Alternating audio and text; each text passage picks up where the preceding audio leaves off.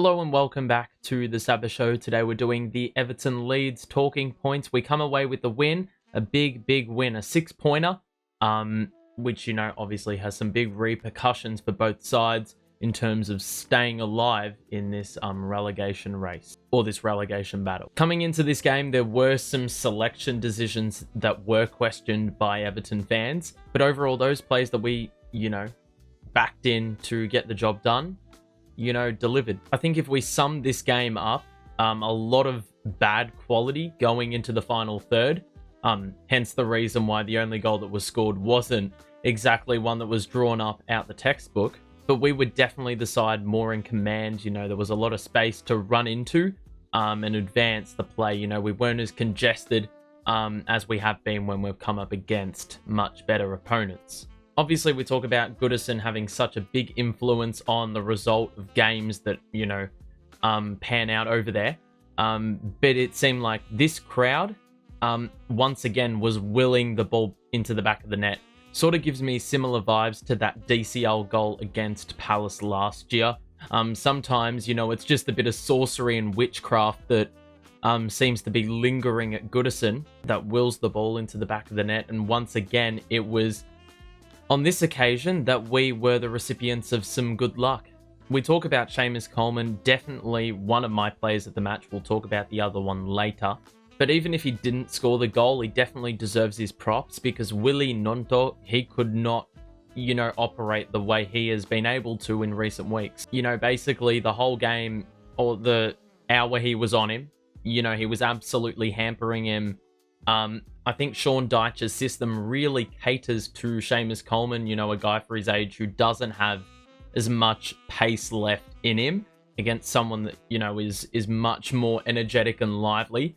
He did an excellent job. I think if we talk about Dyche's game plan, keeping it compact through the middle and then forcing the ball out wide only to trap the wingers, we saw Saka and Martinelli not being able to do what they wanted to do against Arsenal, and once again we've applied the same method to stopping Gnonto in this game, and it would be McNeil or Iwobi that would come over to help. And now my other player of the game is probably a little bit of a left field selection. I haven't seen his name mentioned as much as some others.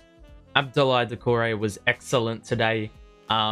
He probably did more of the offensive work. If we look at Ghana Gay and the impact he had, it was more on the defensive side. But Abdoulaye Doucouré did a little bit of everything and then, nearly got in on the goals. He had some good driving runs. If we talk about defense or, defensive play, he was able to win the ball back for our team, which was ever so valuable, especially when we had the upper hand. His work rate was excellent. His passing, some of it was a little bit off, but that's to be expected with an Everton side. But for the most part, that passing play was very productive. And even when we saw that first half scuffle, he was right amongst it. He was willing to stand up for whoever was in that scuffle. His mind was on the game. Sometimes it seems like it's a bit removed. He doesn't realize the occasion or, the importance of the game or, the part he's playing in the result. But today, definitely, he really played into, the general vibe and atmosphere of this game. If we talk about Dwight McNeil for a second, I think he was actually pretty good. Some of his distribution was pretty good. All I can say is that Dominic Calvert-Lewin definitely needs to be in the side for McNeil to probably have his biggest impact, because a lot of his delivery was being let down because Neil Maupay has no presence in the box on crosses. He seems a little bit lost and flat-footed. And overall, for the most part, a lot of, crossing into the box, there wasn't really any numbers. When Onana went off, there was even less presence. But, once, if DCL gets back on the park, that's possibly something we look forward to, because, Dwight McNeil's delivery is very reminiscent of the play that allowed Dominic Calvert-Lewin to score in excess of 15-20 goals. If we talk about Maupay for a little bit, though, he actually was pretty decent for his standards. His hold-up play was pretty good. His movement remained dynamic every time we were trying to, build up. However, obviously, when it went into the final third, he got a little bit lost, but did help a little bit with maintaining possession, which has been a problem because the build-up play has been so poor. But it really feels like a lot of these players are scared to shoot the ball. We talk about, McNeil and Mope in the first half. There was a passage of play where the goal was open. Neither of them wanted to shoot it. McNeil, cut it back, into the central part of the pitch for someone to get on the end of it. No one was. And then, Decore, he just made a meal of it, to be honest. So even he was, he had the jitters, when trying to shoot. So maybe that's something that this team really needs to work on the training ground, do some one-on-one drills or, something where we've got a lot of traffic to deal with in the box and we can still get shots off. Because right now, it seems like the occasion gets to them because, there's so much weight on their shoulders, especially with the importance of getting a good outcome come the end of the 90 minutes. Did like Alex Iwobi's game. His technicality and traffic was pretty good with the ball at his feet. Some serious craft there, which is, it doesn't really come as a surprise. It's just about him doing it more consistently. And look, I think Ellis Sims, when he came on, was pretty good.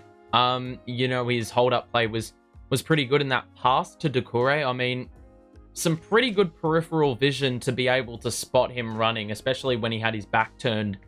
And, Decore wasn't really in his eye line. It was a perfectly placed ball for Decore to run onto full stride, but it was just about him actually finishing the job, which he didn't do. But I think that's the key with Ellis Sims. You've just got to keep giving him exposure because, it's very easy to say after one game, I mean, I was guilty of it. He looks out of place, this and that. But the fact is he's barely played in the top flight. So he's not going to be very accustomed to the pace of the game, the quality that he's got to deal with. So the more exposure he can get, the better. Quick shout out to the back four. I mean, it's very easy for them to be swept under the rug, but ultimately another clean sheet, 2 from 2 at home. And look, to be honest, I mean, they were pretty impenetrable. Leeds didn't really, trouble us in any way, shape or form. Their quality was as bad as ours. But we talk about lapses being a constant, thing in Everton's play. And that, resulting in goals. I mean, we can look as recently as the last fixture against Liverpool with Connor Cody just leaving the ball to roll to whoever was on the back post.